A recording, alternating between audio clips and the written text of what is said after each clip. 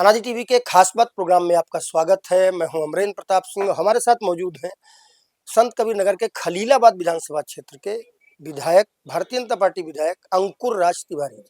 Sir, आपका अनादि TV पर स्वागत है। बहुत बहुत धन्यवाद सर, विधानसभा का सत्र चल रहा है। इसी बीच कांग्रेस के एक सांसद हैं इमरान मसूद, सहारनपुर के सांसद।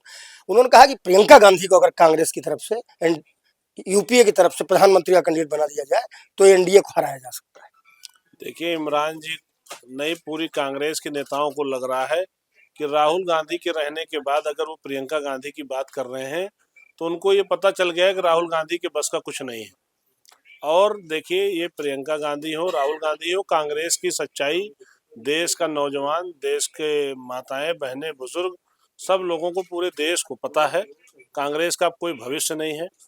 और इसीलिए नई नई योजनाएं, नई नई चीजें ये लोग बात कर रहे हैं, उस बात का कोई मतलब नहीं।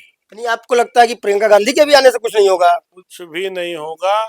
आज कांग्रेस से ही पूरा देश कांग्रेस की सच्चाई को जान चुका है। परिवार के अलावा ये लोग कुछ नहीं सोचते हैं। परिवारवादी सोच से देश आगे बढ़ चुका है। चलिए, अब हम बात कर लेते हैं उत्तर प्रदेश में जो विपक्ष की सबसे बड़ी पार्टी है, समाजवादी पार्टी। सपा ने आज एक होर्डिंग लगाया है अपने कार्यालय के बाहर। उसमें एक तरफ लिखा है एनडीए, एक तरफ लिखा है पीडीए। और एनडीए को उन्होंने परिभाषित किया है कि नेशनल ड्रग माफिया अलायंस है एनडीए। देखिए, उनका वो कुछ भी लगाएं, लेकिन जनता सब जान चुकी है। उत्तर प्रदेश की भी जनता जानती है उनके एनडीए क्या काम कर रही है, एनडीए किस धरातल पे है, ये जनता जान रही है।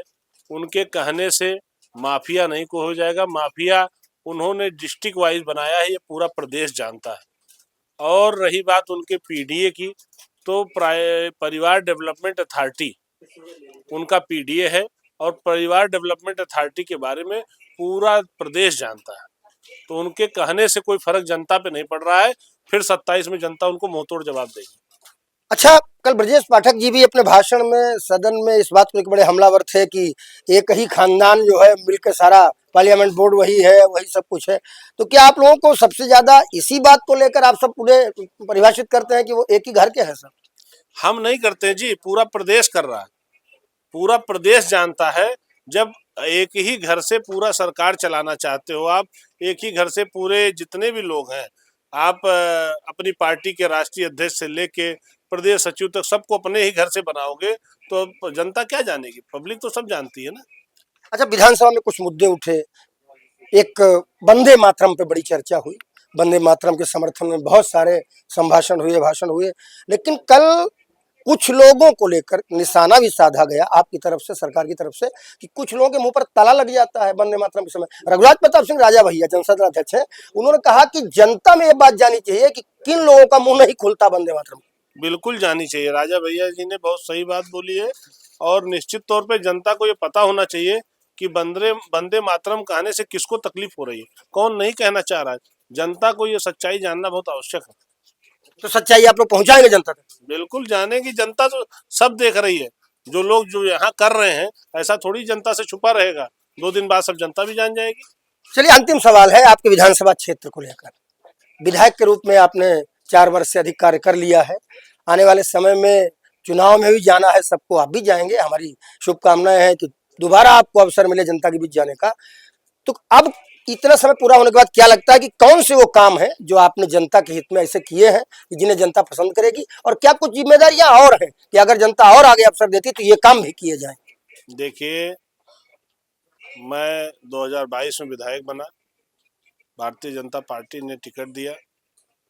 और विधायक बनने के बाद 20 वर्षों से जो मेरी विधानसभा में कार्य नहीं हुए थे, वो 20 वर्षों के कार्य हमने इस 4 वर्षों में किए हैं। कोई ऐसी चौड़ीकरण सड़क हमारे विधानसभा की नहीं है जो सड़क जरूरी थी और चौड़ीकरण नहीं हो गई। रोडवेज का एक मुद्दा हमारे चुनाव के समय पे था, रोडवेज भी हमारे विधानसभा में खुलने जा रहा है। अंडरपास, व्यवसायियों की एक बहुत बड़ी समस्या हमारे विधानसभा में थी, जिस अंडरपास को मैंने 1.5 साल के बाद ही उसको रेलवे जा करके रेल मंत्री से भी मिल करके उसको पास करा के अंडरपास बन गया है। अपनी आज व्यवसायियों को, हमारे गोला बाजार एक बाजार है हमारे यहाँ विधानसभा में, उन व्यवसायियों को बहुत उसका लाभ मिल रहा है। और देखिए, जनता ने आशीर्वाद दिया, जनता ने अपना वोट दिया, विधायक बना।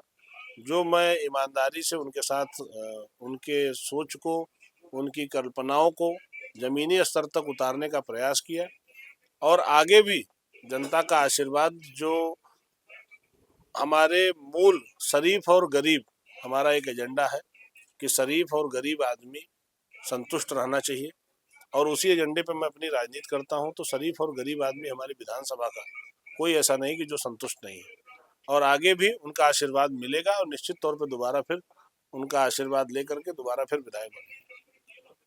तो ये हैं विधायक अंकुर तिवारी जी, और उन्होंने जो अंत में बोला कि शरीफ और गरीब आदमी असंतुष्ट नहीं होना चाहिए, ये उनका संकल्प था और इसी के तहत उन्होंने काम किया जैसा वो कह रहे हैं। हमें भी लगता है शरीफ और गरीब की मदद होनी ही चाहिए और उनका सम्मान भी होना चाहिए, क्योंकि वो सामान्य जन सामान्य के रूप में समाज का सबसे बड़ा और सबसे आदरणीय हिस्सा है। विधायक जी की सोच हमें अच्छी लगी, इस बात को आगे जाना चाहिए। अन्य सवालों के जवाब भी उनके आपके सामने हैं। नमस्कार।